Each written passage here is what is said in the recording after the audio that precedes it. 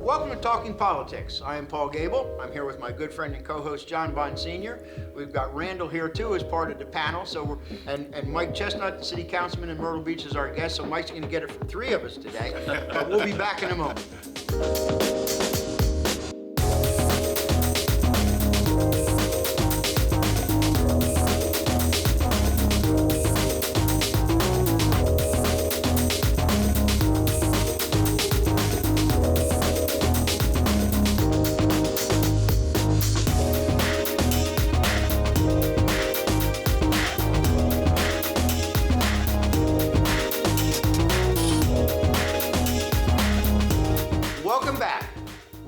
Our studio in Myrtle Beach at 605 North Kings Highway, and we have Mike Chestnut, city councilman from Myrtle Beach. Mike, thanks for joining us. Glad to be here today. And I'm going to ask you the first question.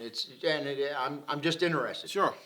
At the end of August, County Council deferred again this I-73 business for 3 months. Has there been any discussion since then between the city and the county that you know of or that you can tell us about?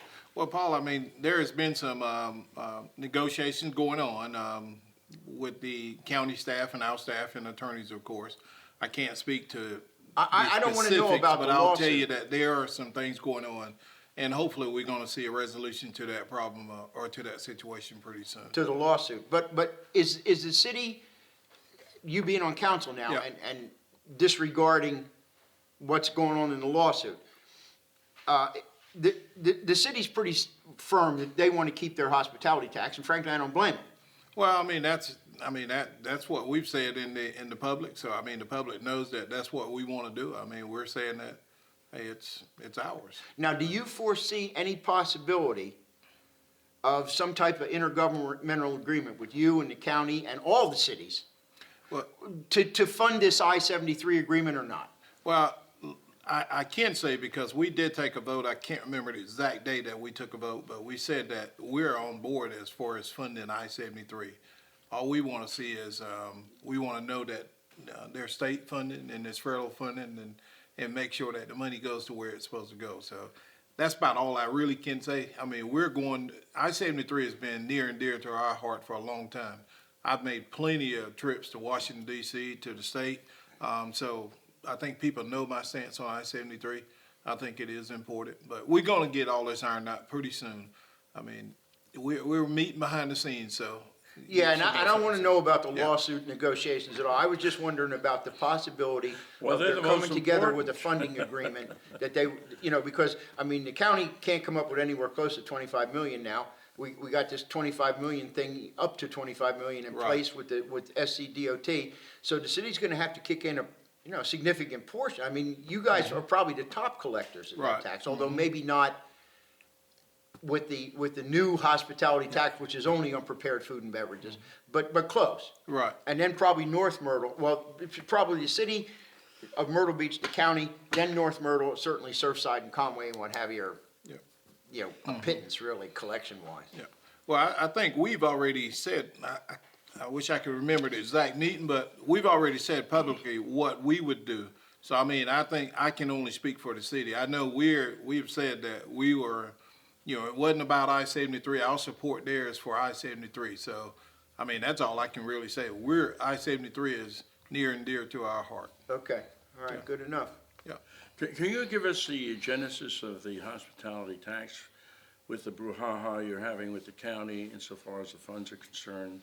With respect to hospitality tax? Well, I mean, the tax has been around for a long time, and all we're saying is, we want whatever belongs to the city. We have a fiduciary responsibility to our taxpayers, and, we should Why now? Why did you do it now? Because it's so close and so far. Can I jump in on that, Mike? Yeah. The hospitality tax came about because the referendum for Ride 1 failed. And when the referendum for Ride 1 failed, the push was there to build the Conway bypass, which we now call South Carolina 22. So we put together a commission, whatever, and there were some county members, some state members, and what have you on that DOT. And it came up with the concept of the hospitality tax. Mm-hmm. the hospitality tax was passed specifically to fund what the RIDE Commission and what we now call the RIDE 1 projects. Now, that got expanded. As soon as you got a commission, it got expanded from just having South Carolina 22. You got 31 in there, you had some 501 stuff, you had some 544 What was the stuff. reasoning behind that? That's what I'm trying to say. Because what was the, Horry County needed. What were the funds designated to do? Well, the 1.5%. Now, we're going to debate it when he's No, the we're not guest. going to debate it. The 1.5% countywide was specifically for the road projects I in the remember, RIDE I remember. report. In fact, period. I voted against RIDE 1. And you ask why now with the city? Because the bonds were paid off in February. The last of the bonds were paid off in February, and all of a Well, sudden this thank you was for the next response, Mike. Thank you very much. I'm sorry, Mike, I didn't. Well, I mean, all I was gonna say, John, though, really, I mean, since we're in a lawsuit, though, I really can't. You can, I understand. I I can't understand do too that. I much was just comment on wondering it. about the genesis, RIDE why, 1 was 910. and why that came about. And you just answered it. You can't. RIDE 1 was You in can't answer anything that's ongoing in Well, the the case commission of was lawsuit. 96. I understand. Let's talk about something else. Well, What what would else? you like to talk about? Whatever you want to talk about. You want to talk Your about Big show, you Mike's invite and me. your Big Mike's? Well, I and mean, I don't try not to mix politics with business, but I mean, Best food in town. But anybody who wants, go down to Big Mike's Soul Food. Yeah, right. because- But Randall, you're sitting there quietly. You have There's excellent food. I know. I've been there. Mike, I'll ask you something else. yeah. You've been where, Randall? Big Mike. Well, he doesn't want to mix politics with business. I recently saw where the new chairman of the, or executive director, I guess, of the DRC said that they got $140 million that, to be invested in the super block. Uh-huh. I don't buy that. I think they might have talked to people who said, well, maybe we will, but as far as I'm concerned, Right. the only commitment that you have for the super block right now is Mashburn Construction, right? Well, I think that's as far as new property, and I think in her presentation the other day, her $140 million, from what I got out of it, it wasn't just talking about the downtown redevelopment area. It's also talking about the redevelopment district, I guess you would say. So from 16th Avenue North to 5th Avenue South, I believe it is. The opportunity zone. Well, I mean, their whole district, that's what she's talking about. Okay. And But then is there really 140 million committed right now? I don't know the exact number, but I think what she's talking about, there's redevelopment projects that are going on. That's what she's talking about, gotcha. such as the property right here at 7th Avenue at the end of 7th there, where the old motel used to be. Right. You know, so I mean, and then she's talking about I'm assuming she's talking about what has happened on 3rd Avenue down there at the pier, and then also the new motel down there on I like 4th them. Avenue. So, I mean, I think that's what she's talking about, Gotcha. not just in the Yeah, in the because it redevelopment struck me area. as a whole lot of money that I really didn't think she had. No. We got our signal. We got to let our sponsors talk. We'll be back. All right. At Surfside Cafe and Creamery, we pride ourselves on serving you the best there is.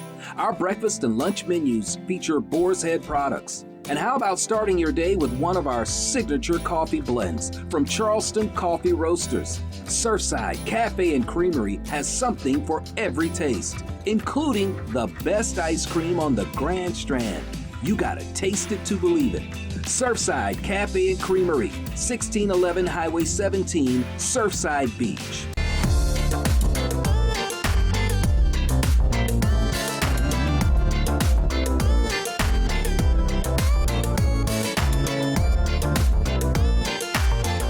Hi, I'm Sarah. I'm a server at Brothers Grill, and as a server here, I like to make sure everybody has amazing service and good fresh food every single day. We serve lunch and dinner from 11 a.m. to 10 p.m., our happy hours from 4 to 7, and we're located on 5900 North Kings Highway. Follow us on Facebook at Brothers Grill Myrtle Beach. My name is Angelo Antonucci, and I'd like to welcome you to my restaurant.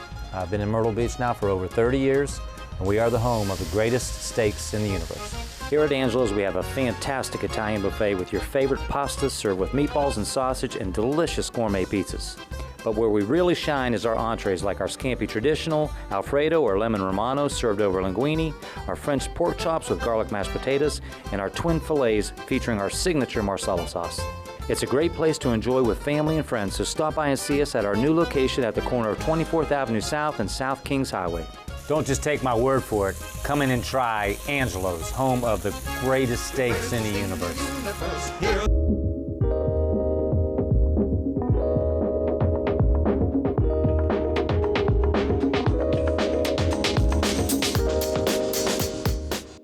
Well, welcome back. We're at our studio in Myrtle Beach. We have Myrtle Beach City Councilman Michael Chestnut with us, and of course, you're running for re-election. Now, you're up for re-election in a couple months. Yes, sir. That comes around really quick. Mike, are you finishing your third or fourth term? Actually, we're finishing our 5th term. You're 5 terms. 5 terms and getting ready for the 6th. I missed one there. Good. Yes, sir. I didn't realize it was 20 years. I didn't realize you dated back to 99. Well, I tell you, How time flies. he was there when I got there, and he was there when I left. Well, that's something, isn't it? Yeah.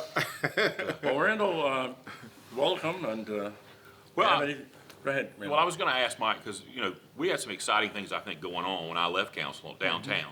And I know y'all been building on some of what we all were working on at the time, and a lot's changed probably in the plan. And I've been gone 2 years, so I don't know all the intricacies of it, but I know Mike was always a leader in anything that was going on downtown. So, Well, what we did Well, several... is that a question? well, we can talk about all the different things that are going on. Well, I mean, what we did several months ago, we went out and got a consultant to come in, and they put together a plan, brought it back to us, and they met with the business owners and the property owners, a lot of them down there. Did they meet with all of them? You'll hear some say they didn't, but I mean, they came up with the plan and brought it back to council, and now we're really just taking that plan and trying to figure out what exactly we're gonna do with the plan. There are some things that we wanna tweak and make better, but at the same time, I've said before, the downtown has been needing redevelopment for a long time, different committees, different boards, so now it's time to stop talking and time to do something. And, I know one of the things that we were working on, and like I said, I've been out for 2 years, Right. was a bigger police presence downtown. Yep. And we had funded up, or you guys funded up, it was a split vote. We got the vote, and then they voted the second reading of it, on the police, beefing up the police and all that. How's that going? Well, that's going real good. I mean, and business owners over the past several years, you'll see that the crime and stuff that was going on in the downtown area has drastically improved. The police presence down there has made a difference, and I think, you see other little shops and stuff that has opened up down there. They're doing good. But at the same time, now it's time for us to, take that plan and see what else we can bring down there to help bring some more life into the area and stuff. Well, let me ask you this, if I may, and I realize you have a thing called the Downtown Redevelopment Corporation, but Right. why just that area? I mean, you have a lot of empty storefronts throughout the city. Is that in the plan somehow? Well, I think why that area, Paul, I would just say that at the time, and this is even, like I say, before I got on council, they were talking about the downtown area. Yeah. And what I always tell people is, sometimes government moves slow, but when people come together and say, hey, we need you to address some issues in a certain particular area, and that's what I encourage everybody to do. If there's another area that we might not be looking at, but I would ask those property owners and those business owners to come to us and say, hey, guys, we need your attention also. I mean, that's the way it starts. I know we should be able to look at everything, but sometimes we miss things. But that's why I say, But Paul, we just tackling that area right now. The attractions that you have downtown here, are you gonna come back with the trolleys and the horses and so forth?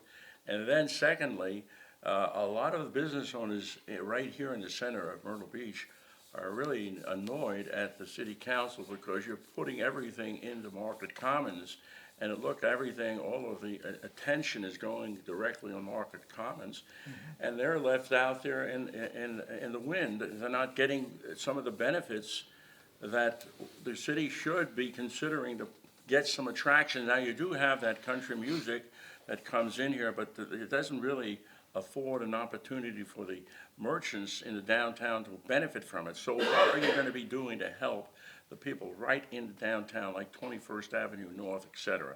Areas like that. Now, you're an innovator, you're a visionary, and you have been an asset to the council insofar as protecting the interests of the merchants and the citizens. So now I'm asking you to go and use your visionary cap and go to the future, telling us what's the plans for you to, the next 4 years that you're interested in developing. Well, I think, John, just as I said about the downtown area, I would love to also meet with those Yeah, other. but that's not the downtown, it's right here in Seventh and so I forth. understand, We're talking but- about the center. But we need to get those property owners who are concerned, and you're saying along 17 business and stuff. If there's property owners there that got some legitimate concerns, then I need to see them come to the table or either call me and say, hey, Mike, we need to know what you guys got planned for us. Or how can we work together to improve our area? Well, I'm not here. It all starts by us working together. I'm not here to be a spoiler. I'm not No, I here got to be you. an instigator Yeah. or anything of that nature. But as I go around, because of the interests I have with many things, and one of which that we're trying to get you to be the man of the year for Save Our Cats. And you've been a champion with You had to bring up cats. Well, I had to, because he's been a champion when we come up there for some funds to help us with the feral cats in the city. He's been a champion of that. Well, then he should get helping Man us. of the Year. Look, but he's a visionary, and I'm trying to get him to tell us the next 4 years what he perceives that he would like to see done under his guidance. Well, I mean, I want to see the downtown redeveloped, and I want to see other areas in the city also redeveloped. But again, we all need to come to the table and sit down and let's come up with that other master plan that needs to focus on the other areas. If I hear you right, there are other areas you're saying. Well, there's on that- 59th Avenue, you have the Brothers Cafe there. Right. The owners there always complain that there's not enough business coming up that way, and everything is going over into Market Commons.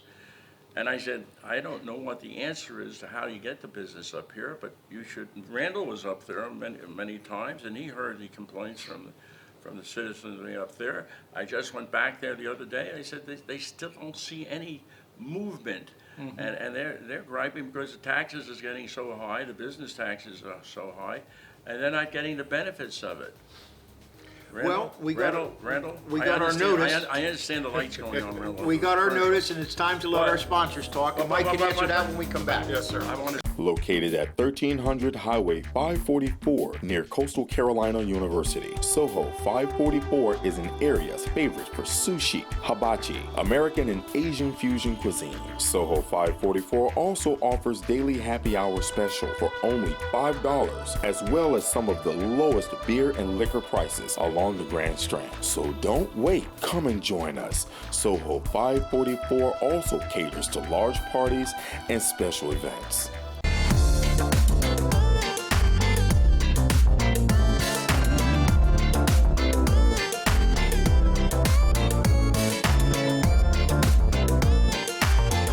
Hi, I'm Sarah. I'm a server at Brothers Grill, and as a server here, I like to make sure everybody has amazing service and good fresh food every single day. We serve lunch and dinner from 11 a.m. to 10 p.m., our happy hours from 4 to 7, and we're located on 5900 North Kings Highway. Follow us on Facebook at Brothers Grill Myrtle Beach. P. Reynolds by the Ocean is a restaurant and live performance space with an open jazz jam every Thursday at 6 p.m. Are you looking for something special, something new, something different on the Grand Strand? Great food, cool jazz. You'll find it only at P. Reynolds Jazz Supper Club, located at 1212 North Kings Highway in Myrtle Beach. P. Reynolds by the Ocean, something special in Myrtle Beach.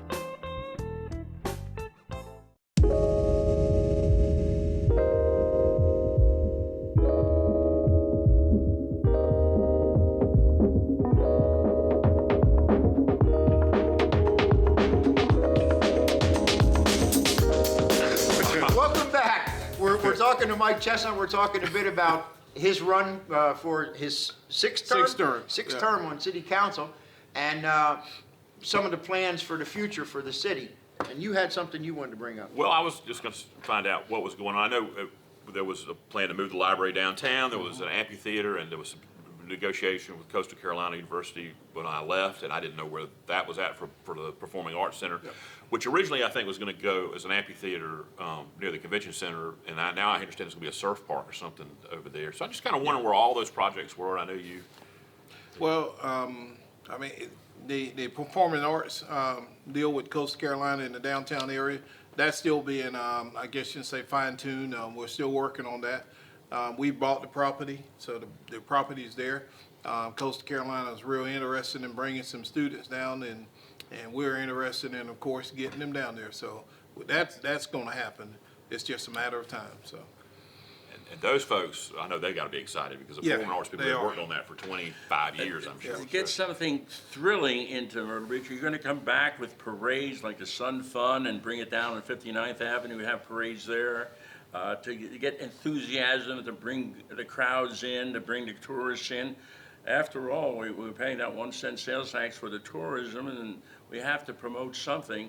So what do you think about that? You think that's a good idea, or is that not going to be something that you want to consider? All those are good ideas, John, but I think what people seem to miss sometimes people think that the city is supposed to be the one that do all these things. And it's not. But it's not. Yeah, but when you're paying $40,000 for a country music and it's just down here, and you have 59th Avenue, they have nothing. You have 21st, they have nothing.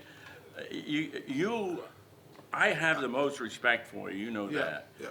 And I would promote you to the length of time, but you're a good man, and we have you here, and we want to promote you, not me or Randall or anybody. But tell us about that. That's important to the merchants, to the citizens, and also the people that gripe all the time. But what I'm saying though, if those people that gripe all the time or got concerns was to come to me with an idea of what they want to see up on the north end, I'll be glad to entertain it and fight for it. But what I'm saying though, the city can help put those things on, but the city cannot go out and lead the charge on those things. That's all I'm saying. And let me tell you, we're ready to help in any kind of way. You know, I think one of the problems has been that it's almost been seen as a city project. Exactly. With the DRC, and it is. I mean, well, let's be honest. Well, it is. It is. And they see the city concentrating in that area. Right.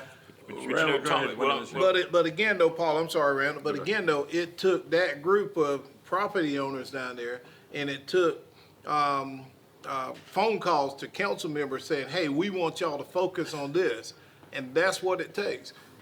The old saying that says that the squeaky wheel gets the grease. If you squeal loud enough, you'll get some action. there was that, and of course, there's those two big holes where we used to have a mall and we used to have a pavilion, and those holes look horrible. They do, but again, and a lot of people always say, you took away the pavilion. Guess what? We didn't own the property. No. You took away the mall. B&C Guess took what? away the pavilion We didn't and the own mall. the That's property. right. That's So, right. I mean, there's only certain things that the city can do itself when related to those properties. Right. And, you're talking about citizens coming and talking to council members about things. One of a really great person in this community the list of things that Herbert Riley was involved with is pretty enormous. One of which was the Jazz Festival. Yep. And Mike helped put that together, and I was going to see if you want to update us about that. And Charlie's Place, which Herbert rode all the way down to the budget retreat at Pannapolis to talk to us when I was still there. And that's been just a home run, and I can't wait for it to be open. But I was going to see if you could update us on those two things. Well, let's take 1 second. Yeah. Herbert passed recently, and that's a big hole. It is. In city, not city government, but thinking about how to make the city better. Yeah. And Herbert was, just as Randall said, I mean, him and his wife traveled 90-some miles to come down and say, hey, guys, y'all, let's help save this jewel piece of property in our community to save some of the history. And now we got the Jazz Festival coming back for our third year, I believe it is, October the 4th through the 6th. And Herbert's going to be sorely missed, and we're talking about doing some things to recognize him. I talked to Mickey just the other day about that, and matter of fact, been meeting with Herbert's wife and going to do some T-shirts and stuff like that. And Charlie's Place really is going to be a jewel in the community. They just won an Emmy on their documentary that they did, and I was glad to see that Herbert got to see that come about because it wouldn't have came about without him. That's right. And he's going to, like I say, he's going to be sorely missed. But we are seeing the project through. We're going to keep his dream alive. I talked to Ms. Mary, talked to his committee, and the city is ready to do our part and make the dream come to reality. Mickey James has been very active in that as well. He has, Mickey is the nucleus of that as well. A question, can I ask a question? Haven't you been all along? I said I wasn't gonna ask any questions. Councilmatic districts, what do you feel about that? So what now? Councilmatic districts, you believe that there should be districts, or they should run at large, like you're running at large? Single member. Single member districts, Yeah. single member districts. Well, John, I would just say that Myrtle Beach is one of the last cities I know of that Doesn't have have it. all, I guess you say everybody is elected at large.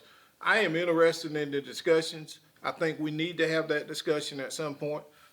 Because if you look at the dynamics and see how the precincts have changed and stuff, we can fool ourselves and put our heads in the ground in the dirt if we want to, but if you don't think that one or two areas can control it, you're fooling Yeah, that's yourself. a So- very fine- so I really Two think we areas need have to. controlled the city for Well- almost as long as I've been down here, the 36 years I've been here, you know? If ever there was a time we need to talk about it, now's the time we need to talk about it. So I'm interested in talking about it. I don't How do have we a get problem that having discussion started? Again, it's just a matter of voters telling four of us. I always tell people, if you ain't got 4 votes, guess what? You ain't gonna get nothing done. That's right. So it just takes 4 votes. I mean, 4 people to telling 4 of us, hey, I want to really see y'all have some meaningful and serious discussion about this. That's how it gets done. I think that's necessary now, because like you say, you're one of the few cities in the country that doesn't have single That's member exactly districts. right. And you've had 2 areas that have just grown enormously, Market Commons, and now this Del Webb on the north end is pretty. And this area that we're sitting in right here, and a bit south of us, it's kind of, you're the only one Yeah, that Mike lives Lauder. even anywhere close to that area. Mike Lauder. Or louder, yeah. Well, me and Louder, Two. but we didn't do the math that way. That's just the way the cookie crumbles, so. And if you look at the old setup of Myrtle Beach, you probably had fairly good representation everywhere. I think what's changing it is the enormous size of Market Commons. The change in the population dynamics, right, that's right, exactly. Well, how about the trolleys? How about the trolleys? Yeah, what about them? Are they gonna come back on the scene, or just what? Are they a plus or a minus? Are they good for tourism or what? John, they're good for tourism. I think if a company comes and want to talk to us about trolleys, will we listen? Would you underwrite it? Of course we will listen. You think the city would underwrite it? I don't know about underwriting. I mean, because we'll have everybody coming and want you to underwrite it. I mean, there's no such thing as taking public dollars to put into they think the a city's a private cash company. cow, but Well- everybody believes the city's a cash cow. They See, let's go to the that's city. one of the We're problems gonna get the that funds have from the developed. city. Let's go Yeah, see yeah. Mike. Everybody thinks that the city's got a. Well, and with the city buying the properties that it's bought and that kind, the concept has become the city is the cash cow, and you guys have got to change that concept. Well, Because I it's mean, not really the way it is. It's not the way it is, but at the same time, I think, when you talk about the property in the downtown area, Randall brought it up earlier, what we were talking about at the time was even, there's a need to expand Chapin Library. And we were saying to ourselves, okay, if we talking about expanding Chapin Library, where would be the ideal place to put it? And hopefully to bring, I think last year the library had 125,000 visitors to the library. That's a lot of people. And if you can have all those 125,000 people coming to the downtown area, will they go and shop at those little stores? I bet they would. Will they go and get a cup of Well, coffee? you're in So, downtown. I mean, that's what I'm saying. And- You're in any downtown. hook You're in. Wait a to second. bring Time them out. in. Time out. Exactly. You're on 16th Avenue. Yes, sir. With your business, and that affects your business. But Randall, you're gonna have the last question. Well, actually, we've hit the time limit. No. already. We have Well, one more he's minute. ready to go. Don't worry about it. Give the last question. Well, I don't know if it's a question. They're gonna cut me out on some point when I ask. No, I just would say that, Mike and I sat beside each other for 16 years, and I Yep. can tell people that if you got a problem and you need to talk to somebody, this is the Well, guy to call. there you go. We he can is- end on that. and- Can't we end on that I note? just let him We have to say end something. on He's that, running for we're over re-election. time.